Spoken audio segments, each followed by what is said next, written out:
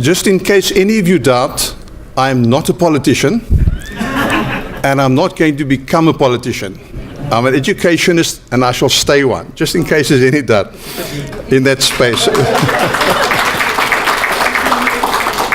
So I want to say to you, listening to our principals today, listening to three principals, and knowing that there are a number of other principals in this audience today that similarly stand tall, I want to say to you that I can really be proud of the principles in this partnership.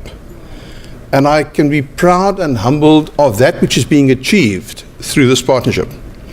And I'm not trying to win any favors here. The reality is that we have to build.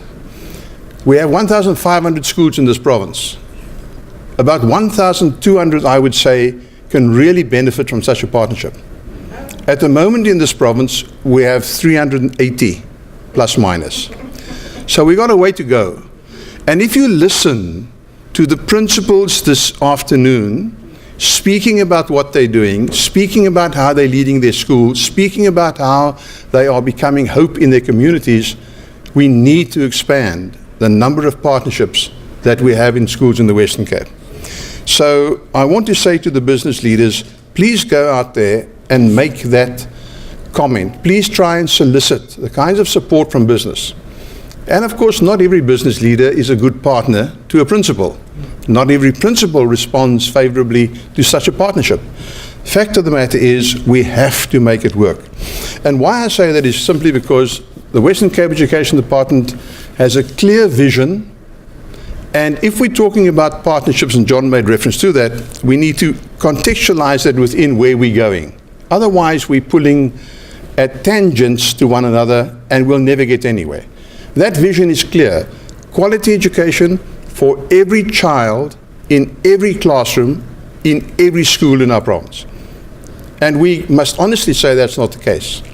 And it's still part of a huge diversity that we have, and an inequality that exists. But if I listen to what happens in Hanover Park, and if I hear what is happening in Lavana Primary, why is it not possible to happen everywhere? I'm telling you it is. I'm telling you it is. And if I believe it, you should believe it. And if you don't, go look at the schools that spoke here this evening. The schools that were showcased. We're talking about a celebration. And I really do think it's a celebration. I think it's something that this province and education in this province can be extremely proud of. Now, I think Louise would say that for some time, perhaps, the government has not been extremely supportive of partnerships. I think it's exceptionally stupid. Because there's no way, John, that government can do everything. There's no way that you can exclude the resources and the people and the skills and want to become a great education department. There's no way you can do that. And so I've got a different view about that, and that view is in embracing partnerships. But to embrace partnerships effectively, the partnerships have to understand where we're going, because you have to buy into and support that vision and that direction. And it's a very easy thing to do, and so I shared the vision with you. And now for many years, we've spent hundreds of millions of rands every year on training teachers and focusing fairly narrowly on curriculum outputs, language and mathematics, and the impact that we are able to show has been fairly limited. It's been fairly, we've made better progress than the rest of the country, and we achieve better, but if we compare ourselves to our own standards, we're pretty short. If we compare ourselves globally, which we want to do, we're woefully short. Yet no one will persuade me that our kids are stupid. Our kids have the potential. So what is it that is preventing us from becoming world-class and our learners coming through like Lavana, being selected for the Cape Academy and being top students in such an environment? What is preventing us? Well, I've got some ideas on that. And the idea is quite simple. We spent a lot on the hard skills, on the knowledge and the pedagogy, but we've not spent enough in the past decade or more on developing the soft skills. And so we've coined a strategy called Transform to Perform strategy. It's a strategy that is all-encompassing, and that is not any new add-on and labor intensive for teachers. It's one that is saying, and I'll share it with you, the vision is clear, stands on 3 legs. The central one is values. We have to bring values back into education. So we've coined the theme 2018, the year of values-driven learning.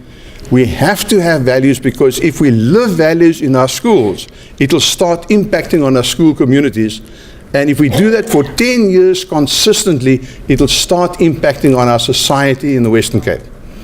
And so we will support schools in the following number of years to embrace it, and we'll help you with what we think you can easily do without huge hands-ons.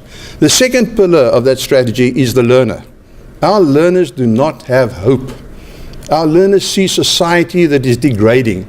They see violence and drugs. Now, John's right, don't typify communities with that. But if our kids don't have hope because of their context and what they see, we have to change that. Lavana is doing that. Hanover Park is doing that. We're doing that because we're giving kids hope. And there's a program that we've piloted in a number of schools. It is called a growth mindset program for learners, that we will run all our more than 1 million kids through the program in the next 3 or 4 years. That is designed to give kids hope. We've piloted it alone, just giving them an attitudinal change and an understanding that there's hope for the future, and that a little bit of effort can give them that, has changed the academic performance of those kids by nearly 5%. It's not rocket science, but we've paid no attention to that in the past. And the third leg of that strategy is our teachers. Now, we started with a message in 2017 saying, let us call 2017 the year of the teacher. Let us signal that our teachers are our most important resource. And it's essential that we do that. If you really think about the fact that our teachers, as you say, sometimes see the worst. We see the worst. Going into a staff room and what do we hear? Hoe gaan het vandag? Ja, okay, you know the kids are so naughty. Yeah, but you know the kids are so lazy. The fallback is negative. We want to change that around through a mindset shift program that we'll put all staff members through in the next 5 years. It's an investment in our people, and it's investment in their approaches. And the fourth leg, if you like, it's not quite the leg, but the underpinning part is developing leadership at all levels. And this is where your partnership comes in. Because the leadership at all levels in education, of which the largest leadership cohort is the leadership in our 1,500 schools. Say 4 or 5 leadership positions in schools. That's 6,500, 7,000 leaders in schools.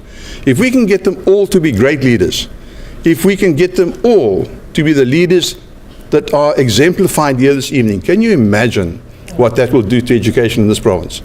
And we have to work tirelessly at that. That fourth, leadership development. And one of the significant ways is partnering with people such as yourselves, and Partners for Possibility has shown us the way. Let us expand this partnership because of what it is doing in a non-threatening way to our principals. It's not telling our principals what to do. It's in fact, in many cases, an ear and a support and a listening. So many guys have said it. Peter said that. I listen. It's the kind of relationship that is giving our principals the status and the opportunity in a safe environment to engage and to learn and to ask and to challenge and to try. Fantastic opportunity.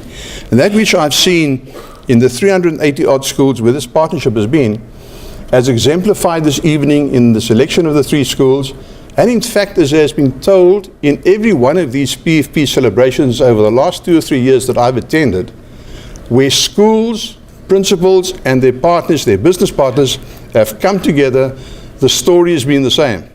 It's a friendship that's developed, that's non-threatening and supports our principles. I think it's a wonderful partnership, and I think it's important that we pursue that quite vigorously. And just 1 or 2 other things I want to say in conclusion. You heard this evening the comment about volunteerism. Which school, you spoke about volunteers. Guys, I've seen volunteers work in India. And Nelson Mandela spoke about making South Africa a nation of volunteers. It has not come off. Yet we have hundreds of people, if we just nurture and select and garner from our communities that can actually support schools in the way as we have seen in the example this evening, but in many other ways, just bringing order back to the school grounds, just checking safety, just getting kids from class to class. Wonderful opportunity, and it's something that South Africa must expand. It's something, Louise, I think, that must actually go into all our partnership agreements and engagement across the entire space. We've got to bring back, besides the academic focus, we've got to bring back skills. Therefore, technology, technical education and skills education will be a focus of the next number of years. But we've got to bring back the heart. Hand, head, heart. The partnership epitomizes that. And I want to say to you that every time I listen to one of these celebrations and I see the caliber of the principals and the business leaders, I want to say thank you for that. But particularly, it humbles me, it inspires me, and it makes me proud. Thank you.